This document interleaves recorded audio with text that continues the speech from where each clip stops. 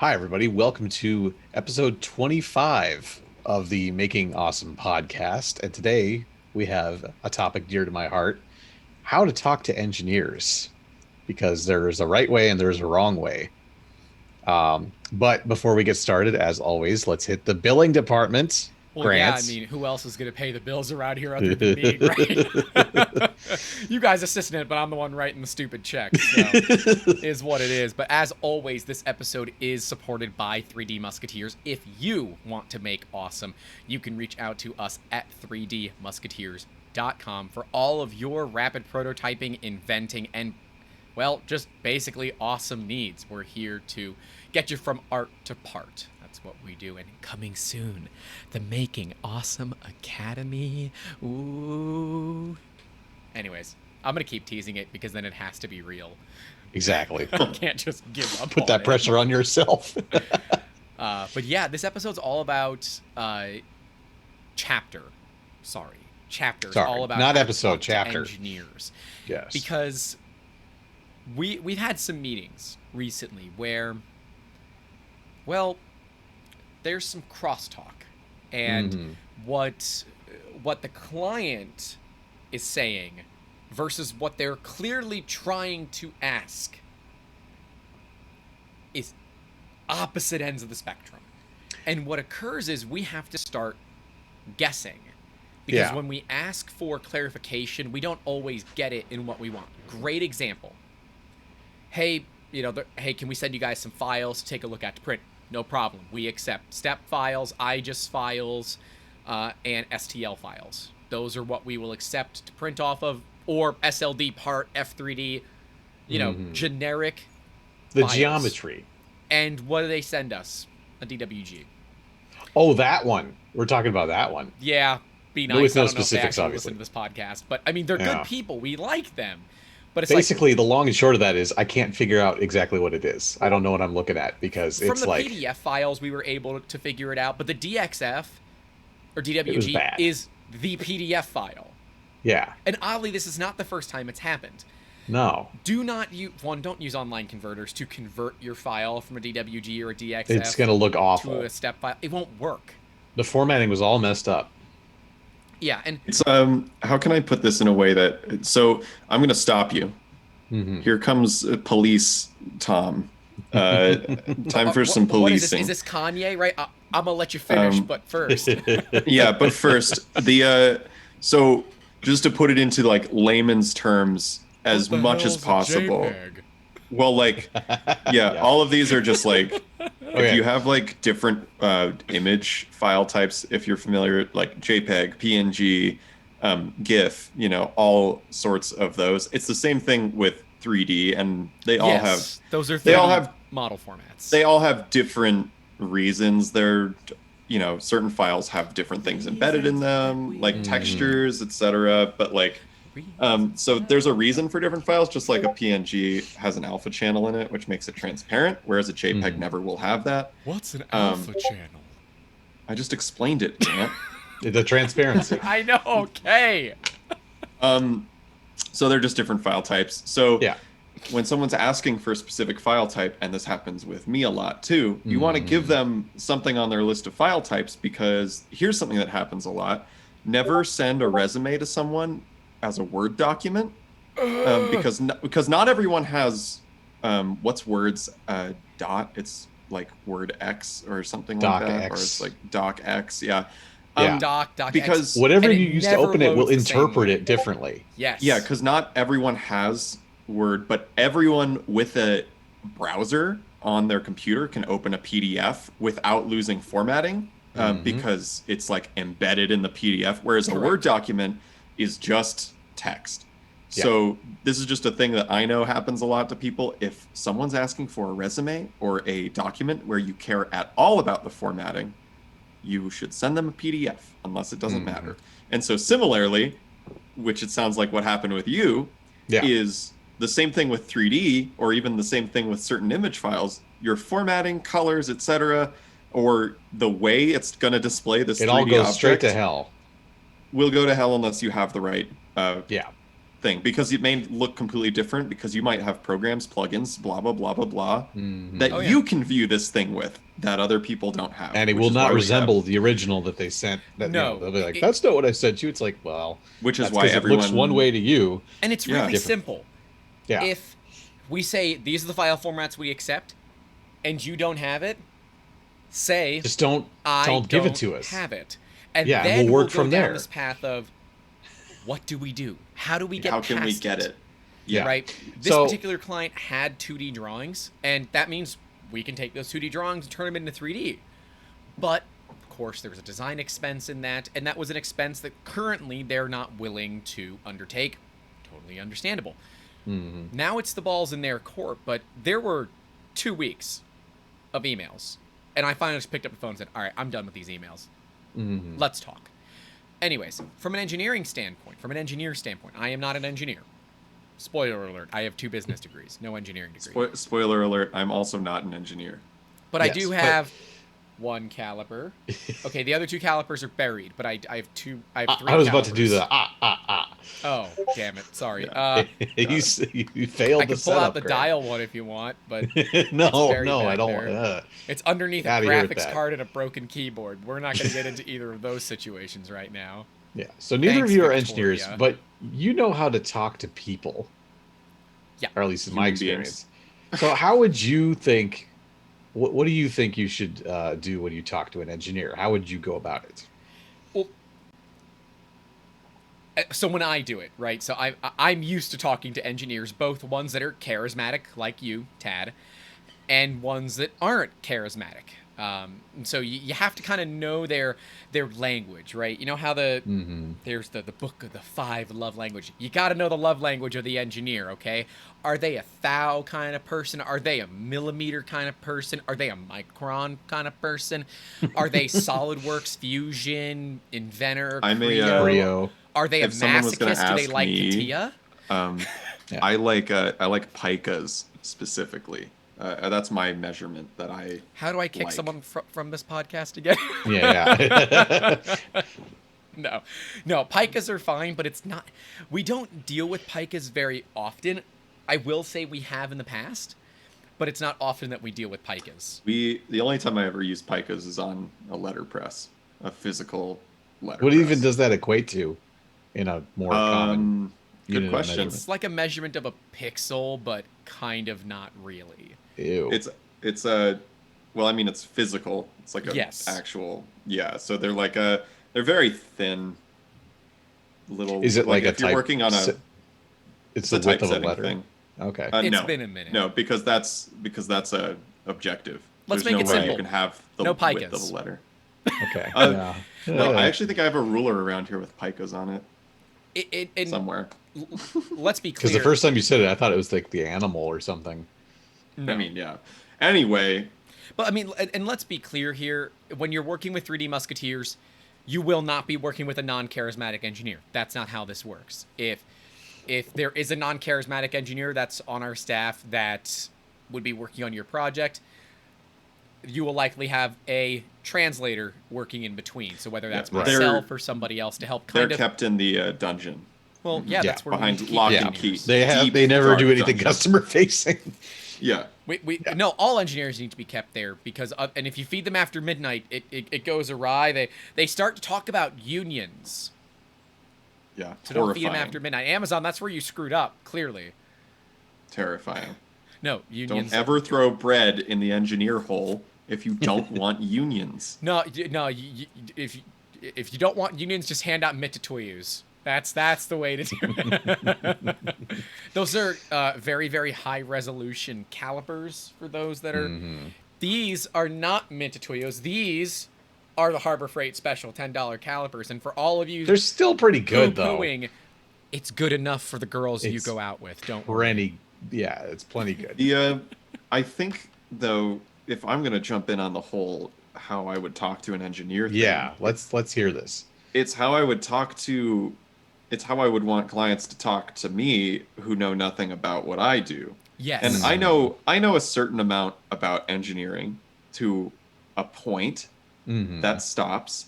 But I would much rather just, lay out my project or whatever, for Mm. whatever reason I'm speaking with said engineer, give them drawings that I have. And then, you know what? At that point, this is my personality. I'm very hands off. I would just Mm. stop and I would be like, okay, you ask me questions about this, and I will do my Mm. god darn best to answer them or at least help get to a point. But I'd rather them lead the conversation in the thing that they're good at. Oh, for sure. Um, Mm. I'm, yeah, It, you it know, is. It is not. Start like they're a 5-year-old, and be very, very clear about what you need. Because if there are Mm. any assumptions that need to be made, you run the risk of the engineer potentially just doing what they believe is best, which we try not to do. But a lot of times it's Because we like want it to align with the vision of the customer. a great example. We got parts from a client, and they were clearly designed in centimeters. Clearly. Now, when I asked them for the scale, they said whatever you normally use. Well, we normally use millimeters. Yeah. So if they designed it in centimeters and we import it in millimeters, it's 1/10 the size of what it should be. And Mm. that's a problem. And I'm like, and I loaded it and I'm like, no, they definitely designed it in centimeters. And I verified from photos that they gave us. Now, we could have asked them again, but you do Mm. run the risk of pissing people off, saying, well, what do you think I am, a dumbass? No, Mm. we just think you're a bad communicator, and we're trying not to be rude about it. Right. But ultimately, communicate more than what you think is necessary. Don't talk down to people. That's a big difference. But Yeah. communicate precisely what you need. And if you're saying, well, they'll understand that, That's they too will vague. not. Do Yeah. not do unless you have a standing rapport with the person. Like we've had return customers for years. Our food packaging client is the one that instantly comes to mind, right? Mm. They give us some rough measurements, and we just kind of know what to do because Yeah. we, We kind we of had got the, yeah. they started very clearly with locking us into very, very, very specific things. And what they've locked us into carries on to all the new stuff as well. And Yeah. once we have that understanding, it's very easy to do business because, they'll just send you random stuff and say, reverse engineer it, make a thing for it, and send it to us when you're done. That's Mm. it. There are no further instructions on what to do. And it's not needed because there is kind of like this memorandum of understanding.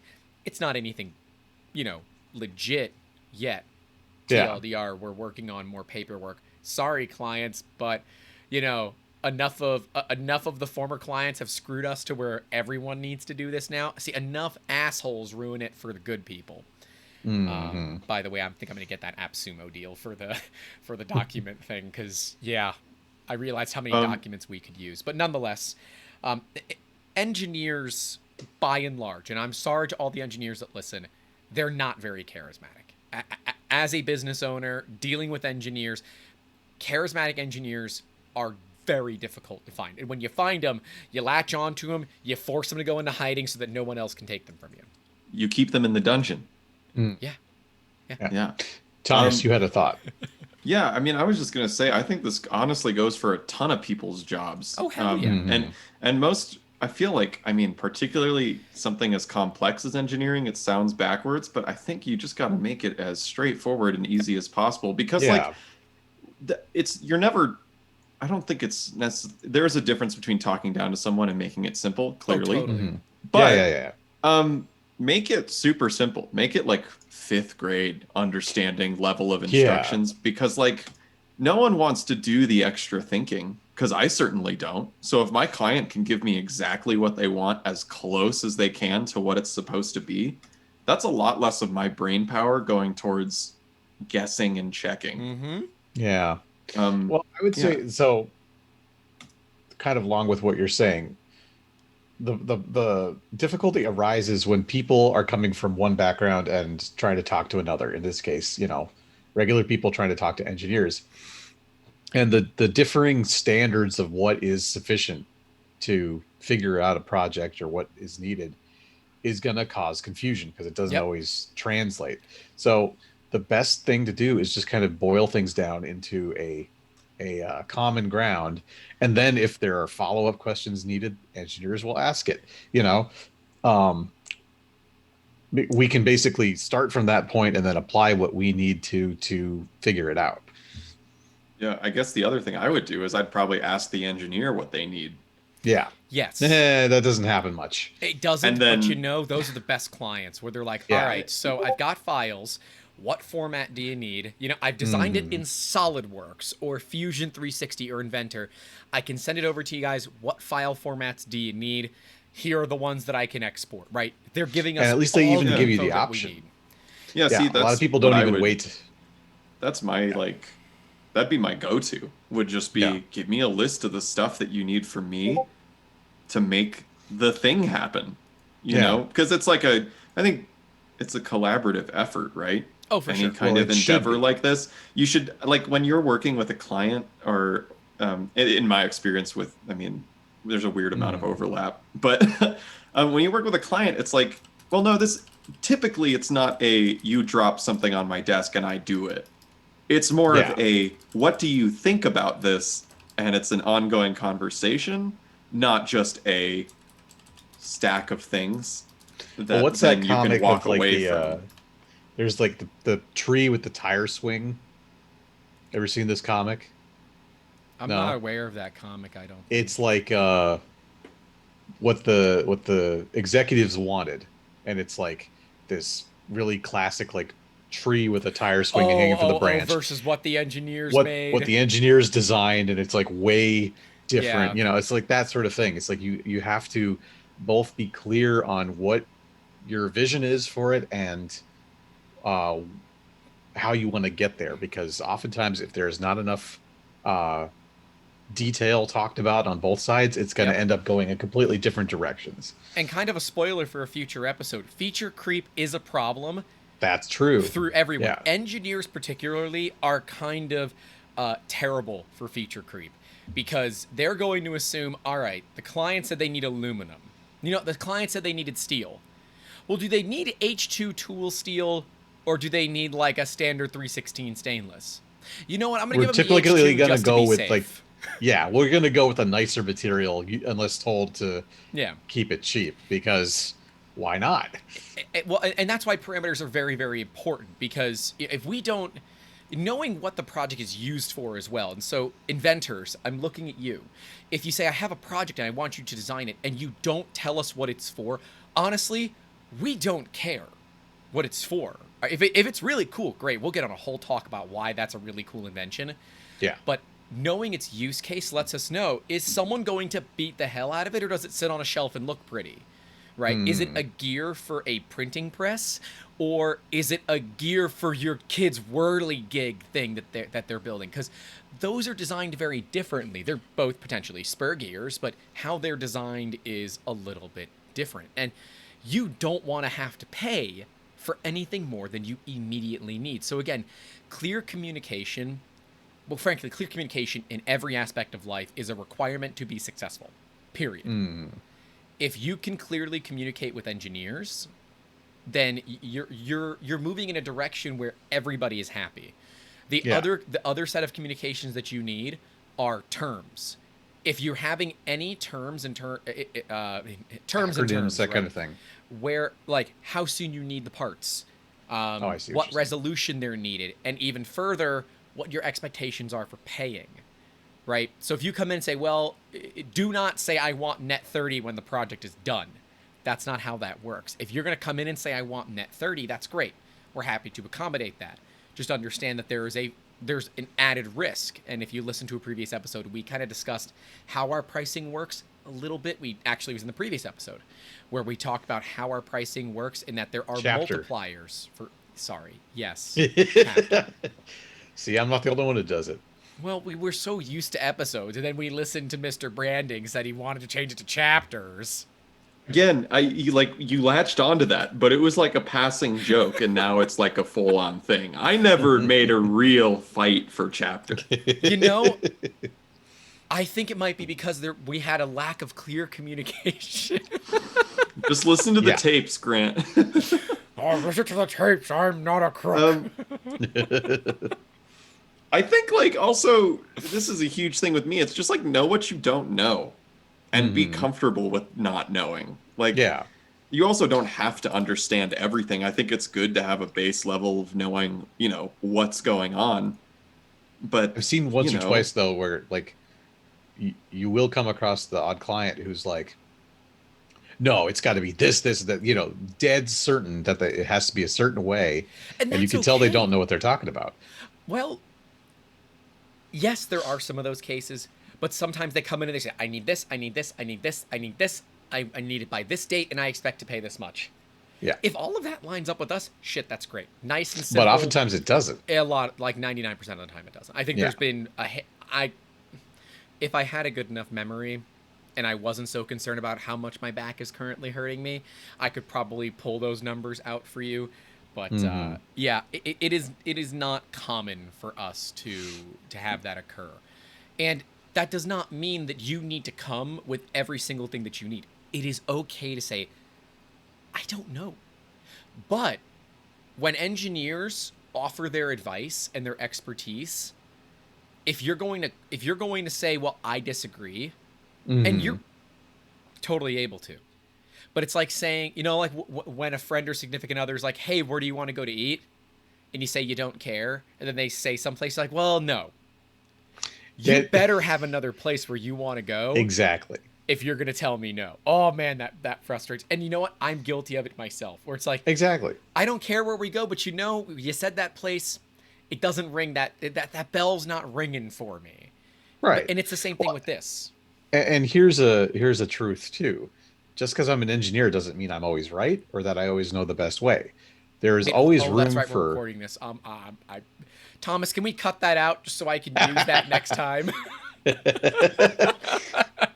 we can just just have have a it button as on your ammo. desk that plays that clip. Yeah, instead Yeah. of that was easy, it says I'm not always right.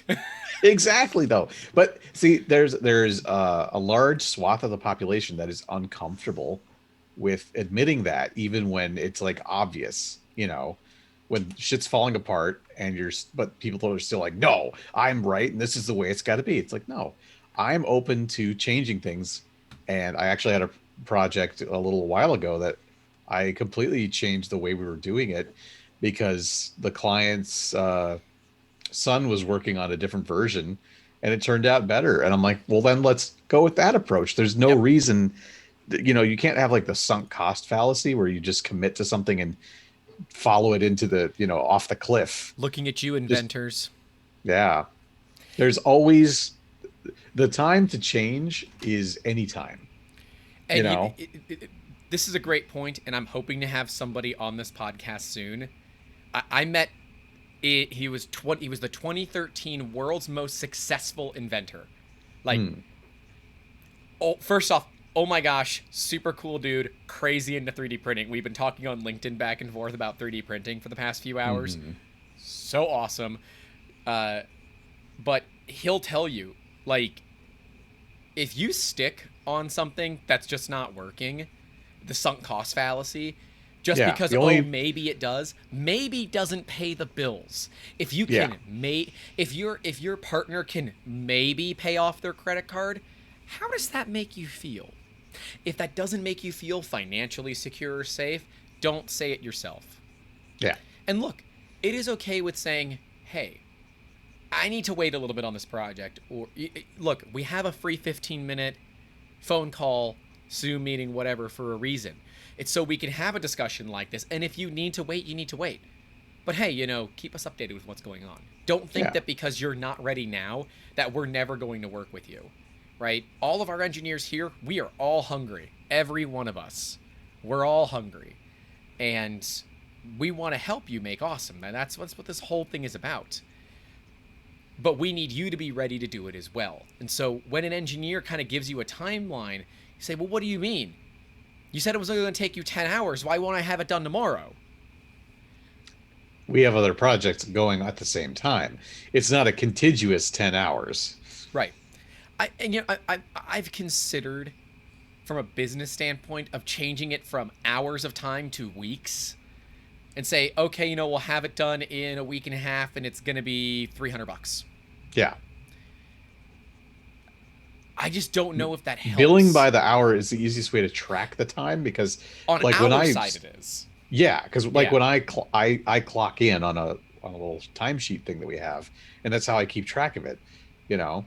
So Eh, Hi, IRS. I'm going to do a quick sidebar on that. He clocks in and out so that he can keep track of it. It is not so exactly, that we can tell it him is when to not like clock a in and out. W-2 type thing. No. Tad is a 1099. Yes. IRS sidebar completed. Yes. Full disclosure. No, no, no. It's just a time tracking thing so I can know how long I'm spending on stuff. Although we want to But make him a W-2, but we just can't afford it yet. yeah, So, we're getting there. if you're listening and you're not a customer, first off, subscribe, comment, and like, and then Why are we whispering? I don't know. I'm just going with it. Advertising is loud. Hey everybody, like and subscribe this Air horn. video. Du, du, du, du, du. 3D Musketeers wants All of a your sudden, money. Thomas pulls out a Really bad. vuvuzela. Let's go, guys. And then I blow Wow. into a didgeridoo. I'm just like, Do you but have a it's vuvuzela 3D. or a didgeridoo for a future should. shameless plug? Because we Absolutely should do not. it. But Thomas, I want you yeah. to. I'm gonna have to go to Amazon to figure out what vuvuzelas or didgeridoos are gonna cost because I have Vuvuzela's everybody's got to be like addresses and we $10. They used to give them out at like soccer games and stuff, right? Here we They can't be go. expensive. They can't be. No, it's just a plastic tube. Oh yeah, 4-pack for $10. Yeah, that's what I figured. I mean, okay, well that's not prime shipped. $10 shipping. Excuse me, it's $20. Mm. Pain in the ass. To be continued on that Let's side, but 3D print some. That'll take a while. let's sidebar on that. Yeah, here we go. Why don't you just 3D print it? Because, all right, it's $20 to buy them and I'll have it in 2 days versus 3D printing it, which is going to take a few hours of design for me. For Tad, it's like 10 minutes, if that. Or, you know, That's what I a say, quick it's a perusing single, to Prusa printers or the revolve. other site that runs on a toaster. If we're trying to get It does Joe run Prusa on a toaster, sponsorship, doesn't it? We just need to mention them as the toaster website. It acts like it runs on a toaster. Also, we totally missed the big piece of news. The day this podcast should come out, and hopefully Yeah. it comes out, Stratasys, your patents no longer matter. And I'm hoping that March 1st, we are getting some really, really awesome. The stranglehold is finally done. Yes, and if you are wondering, what the Sam Hill are these kids? I should have done that in Hank Hill, but what other than Sam Hill are these kids talking about? You clearly are not subscribed to our YouTube page, and you should fix that right now. You should watch Grant's industry updates. Yes. Subscribe. Yes, I am starting to do more industry updates, trying to do at least one a week. So if you find a really, really cool news article that you want us to talk about, shoot it over to us. And if you want to come on and we can talk about it together, we'll make it a double person episode. That'd be kind of cool. That'd be nice. Yeah, I don't know. What the hell? I am open to other people coming on and hanging out because at the end of the day, we're all here to make awesome and we're here to further the community and make it better. And to do that, we have to do it together. And, you know, for many years, the way that people have gotten around the patents, you know what? Not even going to talk about it. If you want to learn more, go watch that industry update video. It's like 5 minutes. Okay, seriously. It was a quick one. You'll spend more time watching YouTube ads for people that actually are monetized. Hey, YouTube. I know we don't have a lot of views, but we could use the money. We have to hit their We certainly benchmark can. first. Yeah, that benchmark has changed.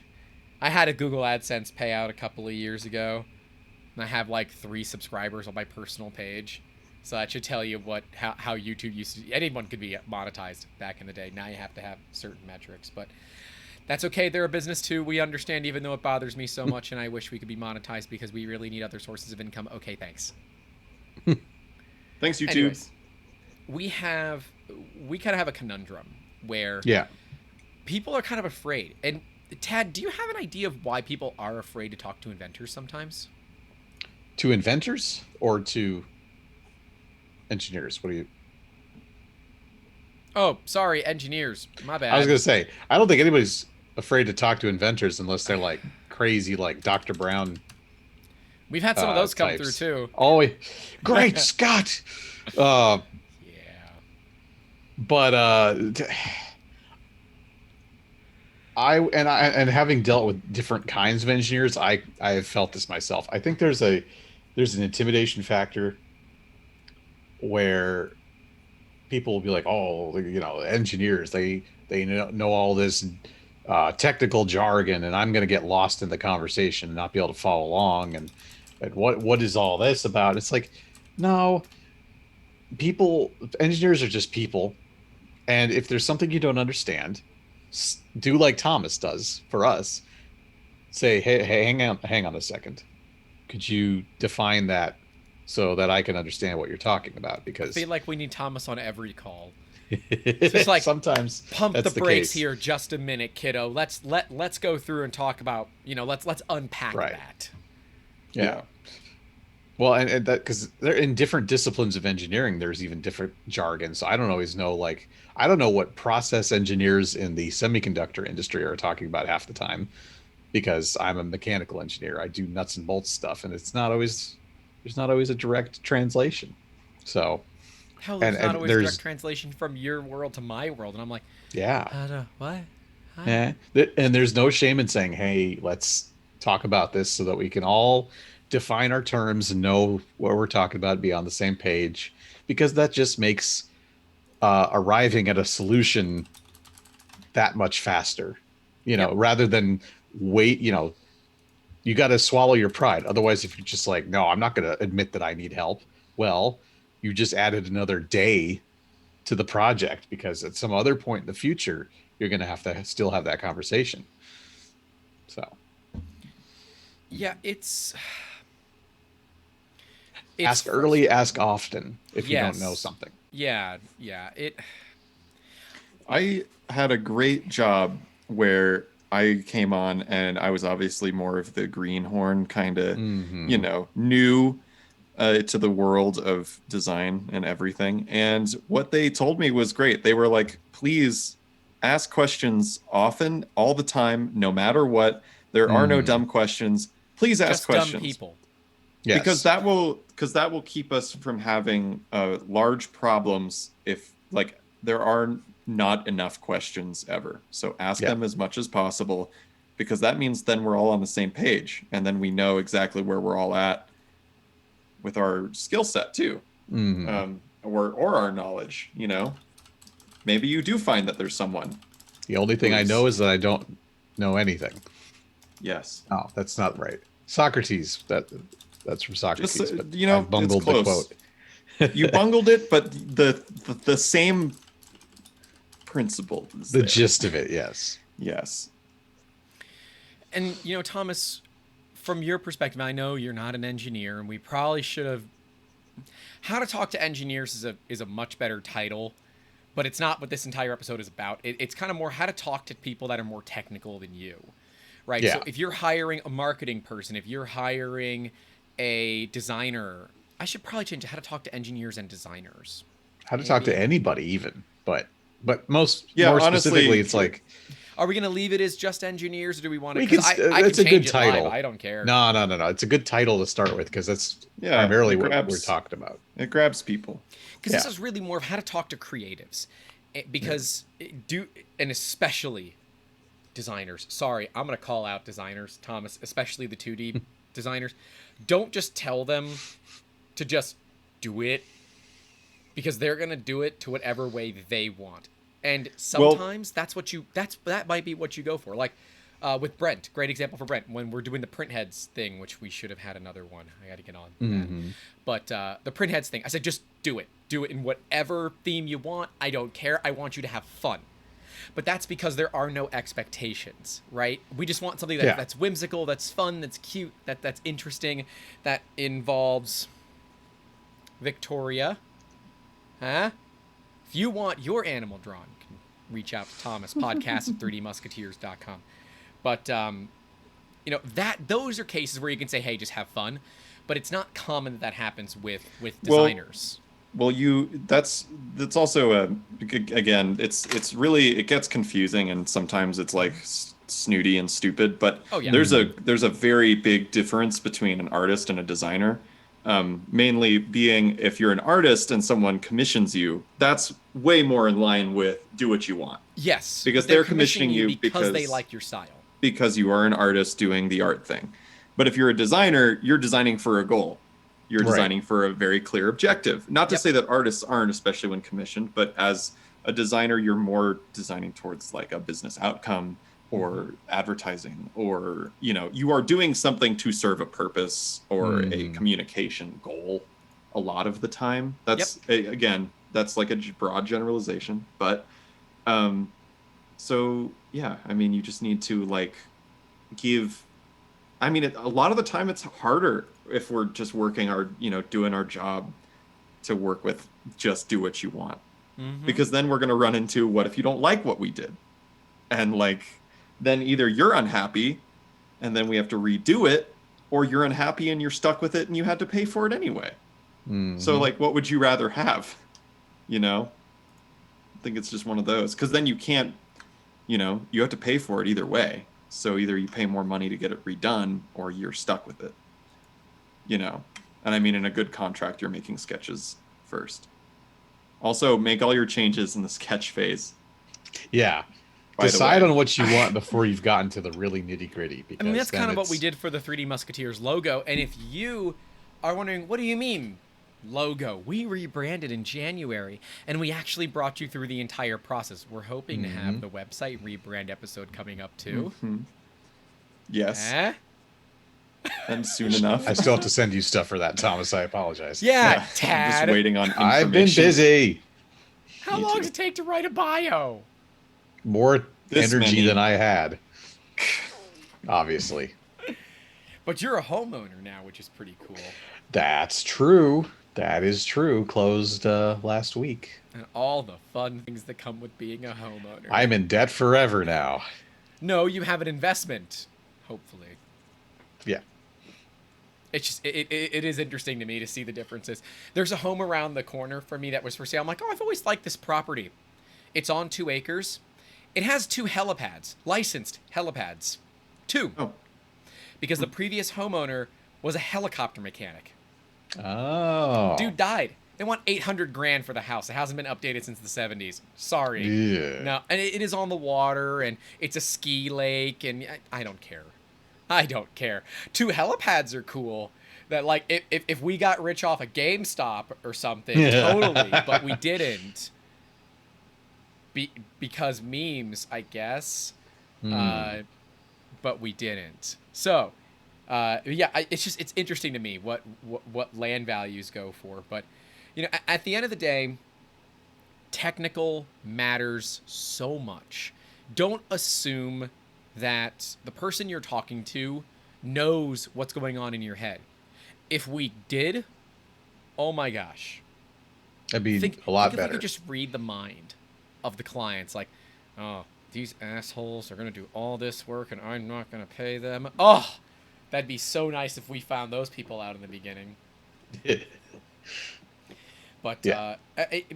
on anything, I mean, we just did some cookie cutters, and there were very little instructions given. Now, the person that requested them has been a long-term friend of mine, so I have an idea of what they were looking for. But it did take more time than normal to go from that art to part because, Because of what was left unsaid. right, there wasn't a lot of set instructions. And I think we would have gotten to this point no matter what had they just told us to do it and just send them when they're done and never send them any art. We probably would have gotten to the same thing. I'll shout them out since I haven't shipped them yet. It's UMI. Ooh, that looks really good. Yeah, Gorgeous. we have these, and then we have these. So the ones that are solid. Don't know which ones are going to work better. And for those wondering, that is correct. You can 3D print cookie cutters. No, they're not food safe. Don't be an idiot. You can put a piece of saran wrap in between it. It'll be fine. Or you can clean it out a lot of times. Or they're one-time use, right? You do it for one batch of cookies. But let's be real. Cookies are baked in an oven. Most of that bacteria is gone. What you're worried about is not being able to get this clean, and it starts to get kind of Gunky. But Yeah, because there's a limit to how clean you can get that. yeah, I mean, and here I'll put it close to the microphone. All you ASMR people, microphones up, or microphone's up. Damn it, Grant. Turn your headphones up. Yeah, What you're it's a hearing rough are surface. it's the layer lines, and this is even sanded a little bit to make it a bit smoother. And that's commonplace. That's commonplace with 3D printing. And so, Thomas, when people are, let's say they're an inventor, because we're focusing heavily on inventors this year. If that wasn't clear with the Making Awesome Academy, that you definitely haven't seen yet. And if you haven't, and we've already made the announcement video, you should go check to see if the announcement video is live. If it's not, then don't go look, because the website won't be up. But if the announcement video is live, hey, you should go to makingawesome.academy, because we're pretty dope like that, and we have a TLD. But top level domain. See, Thomas is in my head like, what the hell's a TLD, Bobby? Top level domain. Too Thomas, long didn't read. that's TLDR. Oh, In the case of designing and art, and so that's for, let's go with a brand package, right? 'Cause Yeah. that's something we're going to be offering people. What do you want, or what is your expectations? yeah. Like, what do you From need as a starting point? somebody? And let's go with bare minimum, what I wish I could get, and this would be the ideal client. So what are your kind of three spreads here? Well, I guess I mean a lot of it. Do these guys like? Are we starting from absolutely nothing? No name, no. Or I do would they guess have a maybe name? they have a name, but it may not be good. Okay, yeah. So I mean, like, ideally, I just want a meeting, because I'll ask a lot of the questions. But to come prepared to that meeting, it's like, get ready to tell me about your business, so Well, I yeah, know let's exactly what your business is. let's say we're not doing let's say Zoom's not possible, right? If they're just sending it to you via email, hey Thomas, my name is John Smith. I'm looking to get some branding done on my new idea. Here's the CAD that 3D Musketeers has already done for me, and here are some renders that maybe you had a hand in. This is my idea for the name, but I'm open to other suggestions. Let's talk about logos. What do you need from me? All right, so Yeah, what are you going to tell John Smith that he needs? I mean, I'm just gonna send him a big old list of questions. What's your I business remember that like? because you sent that to me too. Mm-hmm. I It's should just see if I can questions. find them. It's basically just like, do you have any existing ideas? Like, give them to me. Every single one. Paper sketch is great. Like, napkin sketch of what you think the logo should look like. A list of logos that you like. I start with logos a lot. Identity isn't just a logo. Logos maybe like, if we're really getting into it, logos probably less than 50% of an identity. That's fair. When it comes down I'm to it. finding this out. Yeah, but logo is a great starting point because I mean it's great to have the identifier. So It can it's inform the fun. rest of the brand. Exactly. Yeah. So it's imagery. a great starting point. So, like I want very specific answers to questions. So it'll be like, give me blank amount, if you can. Give me 10 logos you like. Generally, anything. It can even be the most popular logo you've ever seen. Just give them to me. Let me see them. Give me napkin sketches of things you have. Then give me a list of things that you would like to see in a logo. We will not use all of them. We will use one, maybe, by the end of it. But this is like the ideation process. Like, we're collaborating. I'm not just someone who makes up stuff on the spot. I'm taking what you want and synthesizing Well, I don't it. know about that last part, Thomas. What last part? Making up stuff on the spot. Oh, well, I do that all the time, but and then like, Improvise, adapt, and overcome. we never talk about color, so you won't get that until later anyway. People get too attached to color, so we would never talk about it. It's and totally then names, true, by the way, for those saying, well, I'm not going to get attached to color. I said literally the same thing. And so Thomas sent me like a logo with some really crappy colors on it. I'm like, I hate that. He's like, you do know that's the same logo that you liked 2 hours ago, but I sent it to you with different colors and now you don't like it. Mm-hmm. just, And it was all, yeah. So, yeah. guilty. It's just it's just the way people are too attached to color, so you don't show them color. But Yeah, I mean, those are kinds of questions. And it's like, what do you want this logo to feel like? And that's always a super hard question for people. What response do you want elicited from people? Mm-hmm. And so how I do that, and no one ever listens, so that I always get more, I say like, give me 5 words straight. 5 words that this logo represents. Um, I always get sentences and paragraphs of what it's supposed to represent, but You it's got to like distill that. but if it's more, that's okay. But it's a great starting point to get people's brains working and trying to distill what they want out of a logo. Mm-hmm. I Hmm. did one a while ago.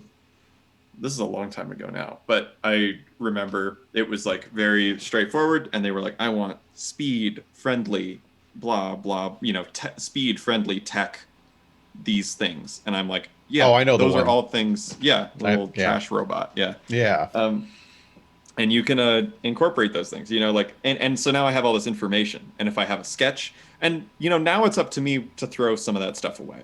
Yep. Like, Yeah. some of that Because stuff doesn't it's not work. necessarily going to be important. No. Honestly, and if by the end of it none of that stuff makes it in, it's all part of the process, but we need a Right. good strong base starting points that we're on the same page of like what you want, because it's for you, not for me. Which is why I'm not going to just do whatever I I was want. going to say it's the client who has to live with it. Exactly. And it's Yeah. important to them, like, And so don't that's why it has rush to be it. good. The last thing No. you want to do in whether it's 2D, 3D, 4D, I don't care how many dimensions you're working in. If you rush the people, the engineers, the artists, the designers, you're going to get a subpar product. Because what ends up occurring? We get frustrated, we want to kick you to the curb. And the goal is let's just make it, let's just give them exactly what they asked for. When they get mad at us, we'll charge them a change order and we're going to bill them extra because, well, you're being an asshole. Well, And and there's it may asshole not get tags. the careful consideration that you would get if you gave it the time it needed. Yeah, Exactly. like, I mean, there's a big difference between having someone just there to produce, like, just make the thing, or develop the thing, Yeah. design the thing is a There's a very difference. different Yeah. thing. And you can pay us for those different things. Like, I've done plenty of things that are just, do the design work horse part of it. Hmm. But um, don't expect high level design thinking work on that, especially if the deadline's short, because that's just not what that's for. They're Oh, yeah. different things entirely. So give it time, Yeah. you And know. time can be both your biggest friend and your worst enemy. If you're an inventor and you have all the time in the world, great. If you're an inventor and you're trying to get something done very, very, very quickly and you're not willing to pay for that, you've got an issue. And if you're wondering about all of this, well, you're talking about inventors a lot, but I don't know what any of this costs. Go watch last week's episode or listen to it. Honestly, that one was probably, yeah, that episode was perfectly fine being an audio only. Yeah, we Uh, didn't really have any visuals on that one. no, we didn't. And if you're listening to us on iTunes, please make sure to give us a rating. Please make it 5 stars. If you have a problem and you would make it less than 5 stars, just reach out to us directly. I cannot describe to you all out there listening enough how much less than a 5 star rating hurts a small business. 3D Musketeers has, I think it's over 45 star reviews on Google and a 1 1 star rating. And all it says is closed. And it was because Google Which hadn't is the up worst reason to make a bad review. It's like, exactly. oh, And I'm sorry. it took we were in the top 5 for our Google ranking because, we had nothing but 5 stars. Everyone loved us. That 1 star review kicked us to the 3rd page. And it wasn't our fault. Google had not actually updated our change of address yet. So the person went to our old shop, which wasn't there anymore. But instead of calling us and just asking, they decided to write a 1 star review. And that really, really hurt our business. I still don't think we're back in the top 5. Because that kind of stuff sucks, and Google refuses to remove it. They said, well, did they go to your business address on Google and were you closed? Like, well, you didn't update my address. Well, sir, that's not our problem. Yeah. I'm like, well, what? It's like you got a gun to my head and you don't let me decide if there's one in the chamber or not. But Hmm. either way, look, be kind to your small business owners. If you got a problem with them, reach out to them directly first. And if they tell you to pack sand, then leave them a bad review, totally. Like, if they're just being dicks to you, leave them a bad review. But otherwise, before you leave a bad review, reach out to the people personally. It'll go a lot longer into making a successful relationship.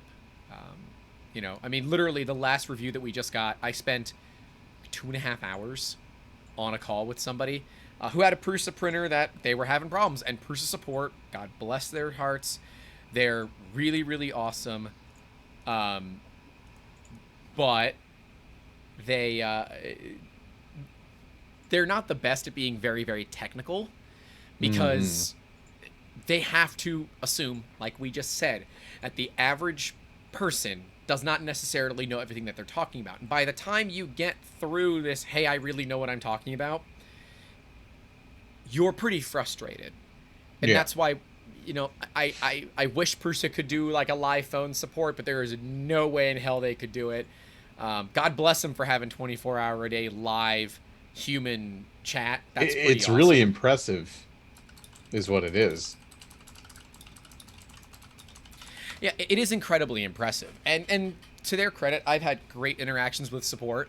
I mean, we made an order, and then the next day they released a product that we really wanted. So I said, hey, has this order shipped yet? And they're like, nope. I said, can I add this on there? Yep. Here's your PayPal link. Done. Like, it took longer for me to get someone than it did.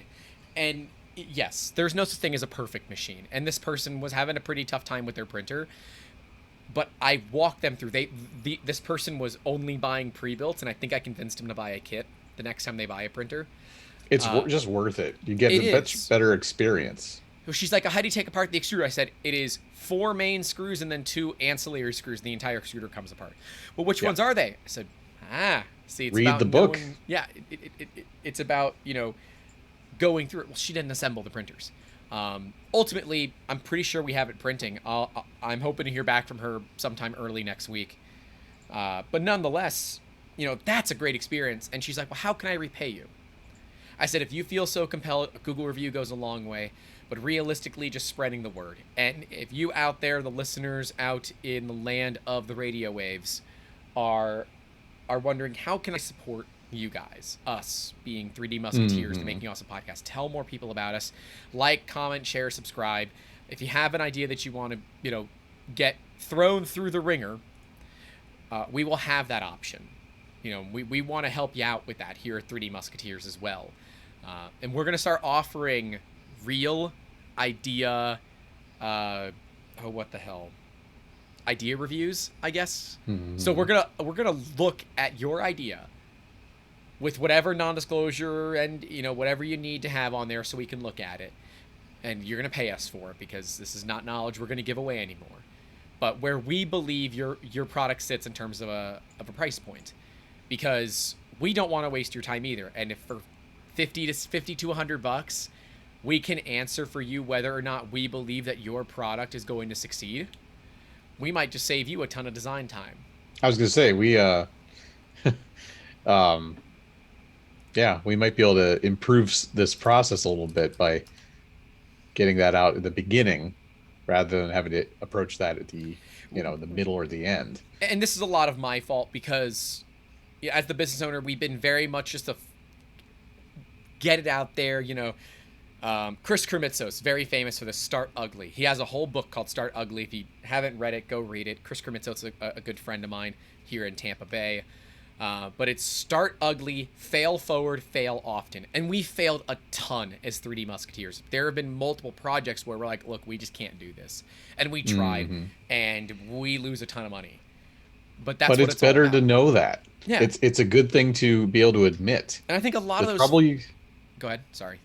I was going to say, you get into trouble when you double down on things and just say, no, I'm going to do it. It's like, no, sometimes it's okay to quit if you are able to learn from it and do it better the second time. And they say, 15%, right? Or is it less than that? It's 15% or less of invention ideas actually get made. Right? That sounds about right. And I think it's less than 1% of that 15% actually are successful. Yeah. The gentleman that I've been speaking to on LinkedIn, heard him talk at the Tampa Bay Inventors Council, of which I am a board member for. I need to be full disclosure about that. I don't get paid for it, but, it's a volunteer role. Yeah. But he and his legal team were on talking about their challenges defending their patent. And the question was asked, how much money was spent defending the patent? And the answer was, it was financially a good move for the company in the long run.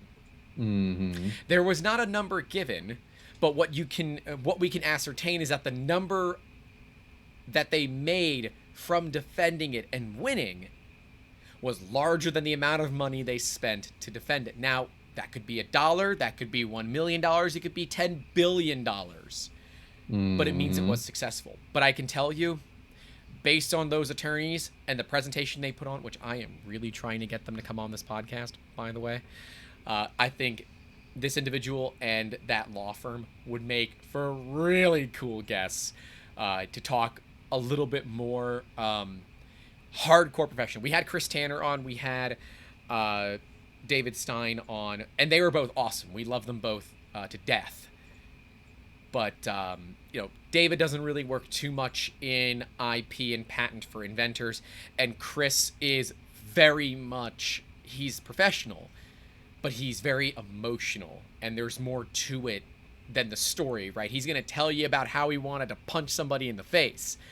These attorneys are going to tell you the facts, nothing but the facts and only the facts. It was very interesting to hear them and see the stark differences.